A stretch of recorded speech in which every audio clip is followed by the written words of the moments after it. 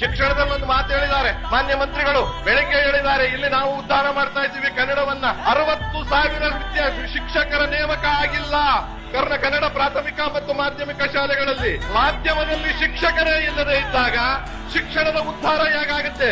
60,000. ಆಮೇಲೆ ಇನ್ನೊಂದು ಹೇಳ್ತಾರೆ, ಸದ್ಯಕ್ಕೆ ಅವರನ್ನ ಭರ್ತಿ ಮಾಡಲ್ಲ, ದುಡ್ಡಿಲ್ಲ ದುಡ್ಡಿಲ್ಲ ದುಡ್ಡಿಲ್ಲ.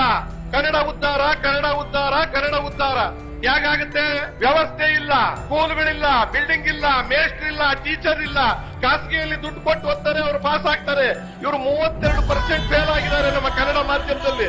ಫೇಲ್ ಆಗೋದು ವಿದ್ಯಾರ್ಥಿಗಳಲ್ಲ, ಪೋಷಕರಲ್ಲ, ಸರ್ಕಾರ ಫೇಲ್ ಆಗಿರೋದು, ವ್ಯವಸ್ಥೆ ಫೇಲ್ ಆಗಿರೋದು, ಅನುಕೂಲ ಫೇಲ್ ಆಗಿರೋದು, ಸೌಲಭ್ಯ ಫೇಲ್ ಆಗಿರ್ತಕ್ಕಂಥದ್ದು.